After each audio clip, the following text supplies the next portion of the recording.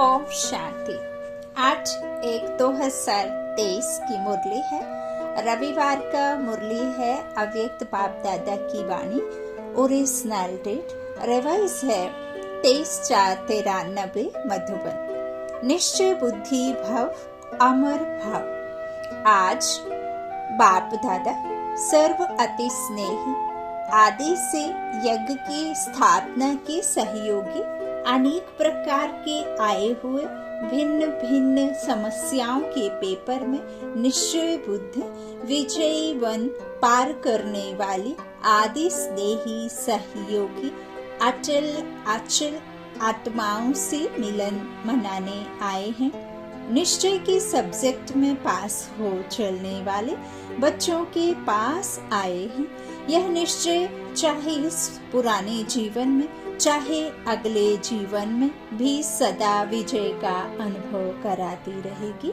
निश्चय का अमर भव का वरदान सदा साथ रहे। विशेष आज जो बहुत काल की अनुभवी बुजुर्ग आत्माएं हैं, उन्हों के याद और स्नेह के बंधन में बंधकर बाप आए हैं। निश्चय की मुबारक। अब बुजुर्ग आत्माएं माना यह नहीं है कि जो उम्र में बड़ी हो उन्हें बुजुर्ग कहा नहीं। जो आदि में ड्रामा में पार्ट में आई आत्माएं, देवकुल की देव आत्माएं, जो होकर के गई आत्माएं, उन आत्माओं की बाबा बात कर रहे हैं। उन्हें मुबारक निश्चय की दे रहे। एक तरफ यज्ञ अर्थात पांडवों के किले की जो नींव अर्थात फाउंडेशन आत्माएं हैं, वह भी सभी सामने हैं, और दूसरी तरफ आप अनुभवी आदि आत्माएं इस पांडवों के किले की दीवार की पहली ईंट हो। फाउंडेशन भी सामने है और आदि ईंटें जिनके आधार पर यह किला मजबूत बन विश्व की छत्रछाया बना, वह भी सामने है। जो जैसे बाप ने बच्चों के स्नेह में जी हजूर हाजिर करके दिखाया, ऐसे ही सदा बाप दादा और निमित्त आत्माओं की श्रीमत व डायरेक्शन को जो सदा जी हाजिर करते रहना। कभी भी व्यर्थ मनमत पर परमत नहीं मिलाना। हाजिर हुजूर को जान श्रीमत पर उड़ते चलो। समझा? अच्छा। मधुबन निवासियों को सेवा की मुबारक देते हुए बाप दादा बोले, अच्छा, विशेष मधुबन निवासियों को बहुत बहुत मुबारक हो। सारा सीजन आप अपनी मधुरता और अथक सेवा से सर्व की सेवा के निमित्त बने, तो सबसे पहले सारी सीजन में निमित्त सेवाधारी विशेष मधुबन निवासियों को बहुत बहुत मुबारक। मधुबन है ही मधु अर्थात मधुरता, तो मधुरता सर्व को बाप के स्नेह में लाती है। इसलिए चाहे हॉल में चाहे चले गए हों, लेकिन सभी को विशेष एक एक डिपार्टमेंट को बाप दादा विशेष मुबारक सेवा की दे रहे हैं, और सदा अथक भव मधुर भव के वरदानों से बढ़ते उड़ते चलो। मधुवन अर्थात शहद जैसा मीठा मन को बना, है ना? मधुवन अर्थात। अच्छा, अव्यक्त बाप दादा की पर्सनल मुलाकात। पहला अलबेलापन कमजोरी लाता है, इसलिए अलर्ट रहो। सभी संगम युगी श्रेष्ठ आत्माएं होना। संगम युग की विशेषता क्या है जो किसी भी युग में नहीं है? संगम युग की विशेषता है, एक तो प्रत्यक्ष फल मिलता है और एक का पदम गुणा प्राप्ति का अनुभव इसी जन्म में ही होता है। प्रत्यक्ष फल मिलता है ना। अगर एक सेकंड भी हिम्मत रखते हो तो मदद कितने समय तक मिलती रहती है। किसी एक की भी सेवा करते हो तो खुशी कितनी मिलती है। तो एक की पदम गुणा प्राप्ति अर्थात प्रत्यक्ष फल इस संगम पर मिलता है, तो ताजा फ्रूट खाना अच्छा लगता है ना। तो आप सभी प्रत्यक्ष फल अर्थात ताजा फल खाने वाले हो, इसीलिए शक्तिशाली हो, कमजोर तो नहीं है ना। सो पावरफुल हैं, कमजोरी को आने नहीं देना। जब तंदुरुस्त होते हैं तब कमजोरी स्वतः खत्म हो जाती है। सर्वशक्तिमान बाप द्वारा सदा शक्ति मिलती रहती है, तो कमजोर कैसे होंगे? कमजोरी आ नहीं सकती है।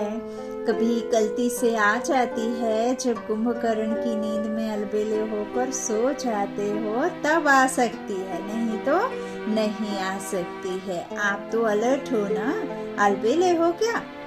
सभी अलर्ट है, सदा अलर्ट है। संगम युग में बाप मिला, सब कुछ मिला, तो अलर्ट ही रहेंगे ना। जिसको बहुत प्राप्तियां होती रहती हैं वो कितना अलर्ट रहते हैं। रिवाजी बिजनेसमैन को बिजनेस में प्राप्तियां होती रहती हैं, तो अलबेला होगा या अलर्ट होगा? तो आपको 1 सेकंड में कितना मिलता है, तो अलबेले कैसे होंगे? हाँ, होंगे। बाप ने सर्व शक्तियां दे दी। जब सर्व शक्तियां साथ हैं तो अलबेलापन नहीं आ सकता है। सदा होशियार, सदा खबरदार रहो। यूके को तो बाप दादा कहते ही हैं ओके। पहले भी बाबा ने कहा, आज भी बाबा कह रहे हैं, यूके का मतलब होता है ओके। तो जो ओके बिल्कुल ठीक है ना, कहते हैं आई एम ओके, तो ओके बिल्कुल ठीक। और बाबा ने कहा भी है, होगा जब अलर्ट होगा तब तो ओके होगा ना। हाँ, ऐसे ही तो नहीं। तो फाउंडेशन पावरफुल है, इसलिए तो टालियां निकली हैं, वह भी शक्तिशाली है। विशेष बाप दादा ने, ब्रह्मा बाप ने अपने दिल से लंदन का पहला फाउंडेशन डाला है। ब्रह्मा बाप का विशेष लाडला है। तो आप प्रत्यक्ष फल के सदा अधिकारी आत्माएं हो। कर्म करने के पहले फल तैयार है ही, ऐसे ही लगता है ना, या मेहनत लगती है? नाचते गाते फल खाते रहते हो, वैसे भी डबल विदेशियों को फल अच्छा लगता है ना। बाप दादा भी यूके अर्थात सदाओं के रहने वाले बच्चों को देख हर्षित होते हैं। अपना यह टाइटल सदा याद रखना, ओके। यह कितना बढ़िया टाइटल है, सदा, सभी सदाओं के रहने वाले और औरों को भी अपने चेहरे से, वाणी से, वृत्ति से ओके बनाने वाले। यही सेवा करनी है ना। अच्छा है, सेवा का शौक भी अच्छा है। जो भी जहाँ से भी आए हो, लेकिन सभी तीव्र पुरुषार्थी और उड़ती कला वाले हो। सबसे ज्यादा खुश कौन रहता है? नशे से कहो मैं, सिवाय खुशी के और है ही क्या? खुशी ब्राह्मण जीवन की खुराक है। खुराक के बिना कैसे चलेंगे? चल रहे हो तो खुराक है, तभी तो चल रहे हो ना। स्थान भी बढ़ रहे हैं। देखो, पहले 3 पैर पृथ्वी लेना बड़ी बात लगती थी, और अभी क्या लगता है? सहज लगता है ना। तो लंदन ने कमाल की है ना। अभी 50 एकड़ जमीन मिली है। हिम्मत दिलाने वाले भी अच्छे हैं और हिम्मत रखने वाले भी अच्छे हैं। देखो, आप सब की अंगुली नहीं होती तो कैसे होता? तो सभी यूके वाले लकी हैं और अंगुली देने में बहादुर हैं। दूसरा, अपनी सर्व जिम्मेवारियां बाप को देकर बेफिक्र बादशाह बनो। हल्के हो जाओ, तभी फरिश्ता बन सकेंगे। हल्के नहीं रहेंगे, जिम्मेवारियों के बोझ में दबे रहेंगे, बाप को नहीं देंगे, तोड़ नहीं पाएंगे। इसीलिए बाबा दूसरा पॉइंट कहा है कि अपनी सर्व जिम्मेवारियां बाप को देकर बेफिक्र बादशाह बन जाओ। सदा अपने को बेफिक्र बादशाह अनुभव करते हो या थोड़ा थोड़ा फिक्र है? क्योंकि जब बाप ने आपकी जिम्मेवारी ले ली, तो जिम्मेवारी का फिक्र क्यों? दे दो सब कुछ। हाँ, अपने माता पिता, भाई बंधु, सखा, बच्चों का हाथ पकड़ा दो सब कुछ। जिसका भी आपके मन में ख्याल है, चिंता है, तो आप सिर्फ और सिर्फ पूरी शिद्दत से उनका हाथ उस बेहद के बाप को, बापों के बाप को पकड़ा दो, जिम्मेवारी दे दो, तो बेफिक्र हो जाएंगे। अब बाप को देंगे तो क्या हो जाएंगे? जिम्मेवारी फिर क्यों करेंगे? अभी सिर्फ रिस्पॉन्सिबिलिटी है बाप के साथ साथ चलते रहने की। वह भी बाप के साथ साथ है, अकेले नहीं। तो क्या फिक्र है? कल क्या होगा ये फिक्र है। जॉब का फिक्र है, दुनिया में क्या होगा ये फिक्र है, क्योंकि जानते हो कि हमारे लिए जो भी होगा बहुत अच्छा होगा। हाँ, निश्चय है ना, पक्का निश्चय है या हिलता है कभी? जहाँ निश्चय पक्का है वहाँ निश्चय के साथ विजय भी निश्चित है। ये भी निश्चय है ना कि विजय हुई पड़ी है, या कभी सोचते हो कि पता नहीं होगी या नहीं, क्योंकि कल्प कल्प के विजयी हैं और सदा रहेंगे। ये अपना यादगार कल्प पहले वाला अभी फिर से देख रहे हो, नथिंग न्यू। इतना निश्चय है ना कि कल्प कल्प के विजयी हैं, इतना निश्चय है। कल्प पहले भी आप ही थे या दूसरे थे, तो सदा यही याद रखना कि हम निश्चय बुद्धि विजयी रत्न हैं। ऐसे रत्न हो जिन रत्नों को बाप दादा भी याद करते हैं, ये खुशी है ना। बहुत मौज में रहते हो ना इस अलौकिक दिव्य श्रेष्ठ जन्म की और अपने मधुबन घर में पहुंचने की मुबारक। तीसरा, बाप और आप ऐसे कंबाइंड रहो जो कभी कोई अलग ना कर सके। ठीक वैसे ही जैसे छाया और आपके साथ चलती रहती है, चाहे कुछ भी हो जाए अलग नहीं हो सकती है ना। तो इसी तरह से क्या कह रहे हैं, बाप और आप ऐसे कंबाइंड रहो जो कभी कोई अलग ना कर सके। सभी अपने को सदा बाप और आप कंबाइंड हैं। ऐसा अनुभव करते हो, जो कंबाइंड होता है उसे कभी कोई भी अलग नहीं कर सकता। आप अनेक बार कंबाइंड रहे हो, अभी भी हो और आगे भी सदा रहेंगे, ये पक्का है? तो इतना पक्का कंबाइंड रहना। तो सदैव स्मृति रखो कि कंबाइंड थे, कंबाइंड हैं और कंबाइंड रहेंगे। कोई की ताकत नहीं है जो अनेक बार के कंबाइंड स्वरूप को अलग कर सके। तो प्यार की निशानी क्या होती है? कंबाइंड रहना। क्योंकि शरीर से तो मजबूरी में भी कहाँ अलग रहना पड़ता है। प्यार भी हो लेकिन मजबूरी से कहाँ अलग रहना भी पड़ता है। लेकिन यहाँ तो शरीर की बात ही नहीं, एक सेकंड में कहाँ से कहाँ पहुँच सकते हो। आत्मा और परमात्मा का साथ है मन के द्वारा, तो आप पूरी दुनिया घर में बैठ के घूम सकते हो। फिर हमें तो ऐसा मन परमात्मा ने दिया, ऐसा त्रिनेत्र परमात्मा ने दिया, ऐसा ज्ञान चक्षु का ज्ञान हमें दिया, ऐसे आत्मा का स्वदर्शन चक्र घुमाया, ऐसे तीनों लोकों का बाबा ने हमें राज समझाया कि हम साकार से आकार में और आकार से निराकारी में बिल्कुल सेकंड्स में पहुंच सकते हैं, है ना। तो क्या कह रहे हैं, एक सेकंड में कहाँ से कहाँ पहुंच सकते हो। आत्मा और परमात्मा का साथ है। परमात्मा तो कहाँ भी साथ निभाता है और हर एक के कंबाइंड रूप से प्रीति की रीत निभाने वाले हैं।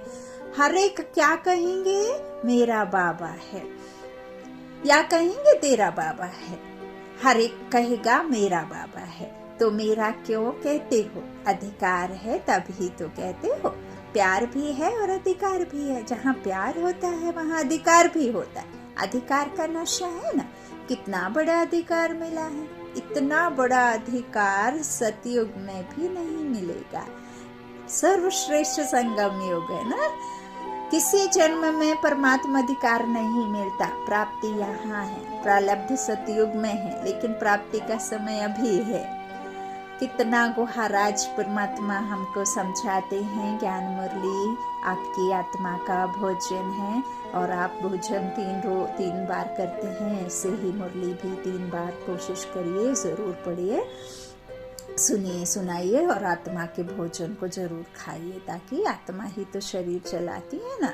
गाड़ी का ड्राइवर खराब हुआ तो गाड़ी भी खराब हो जाएगी, है ना। तो जिस समय प्राप्ति होती है उस समय कितनी खुशी होती है। प्राप्त हो गया फिर तो कॉमन बात हो जाती है, लेकिन जब प्राप्त हो रहा है उस समय का नशा और खुशी अलौकिक होती है। तो कितनी खुशी और नशा है, क्योंकि देने वाला भी बेहद का है, तो दाता भी बेहद का है।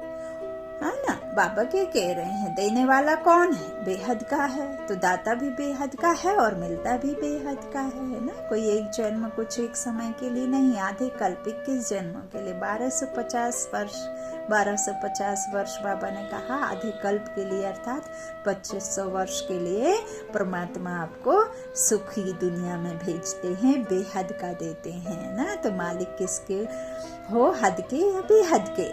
तीनों लोग अपने बता दिए हैं, मूल वतन, सूक्ष्म वतन हमारा घर है और स्थूल वतन में हमारा राज्य आने वाला ही है। तीनों लोगों के अधिकारी बन गए तो क्या कहेंगे, अधिकारी आत्माएं। कोई अप्राप्ति है तो क्या गीत गाते हो, पाना था सो पा लिया, है ना। पाना था वह पा लिया, पाना था वह पा लिया, अभी कुछ पाने को नहीं रहा, तो ये गीत गाते हो हा? या कोई प्राप्ति अप्राप्ति है हा? क्या है, पैसा चाहिए, मकान चाहिए, नेता की कुर्सी चाहिए, कुछ नहीं चाहिए, क्योंकि कुर्सी होगी तो भी एक जन्म का भी भरोसा नहीं। और आपको कितनी गारंटी है, 21 जन्म की गारंटी है। गारंटी कार्ड माया तो चोरी नहीं कर लेती है। जैसे यहाँ पासपोर्ट खो लेते हैं तो कितनी मुश्किल हो जाती है, तो गारंटी कार्ड माया तो नहीं ले लेती है, छुपा छुपी करती है। फिर आप क्या करते हो, लेकिन ऐसे शक्तिशाली बनो जो माया की हिम्मत नहीं। चौथा पॉइंट, हर कर्म त्रिकालदर्शी बनकर करो।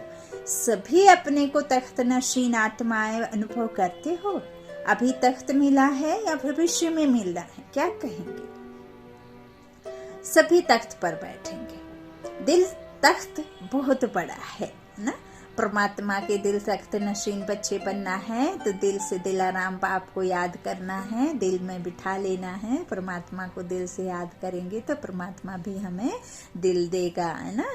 तो बाबा कहते दिल तख्त तो बड़ा है, किसका, दिल तख्त बहुत बड़ा है ना।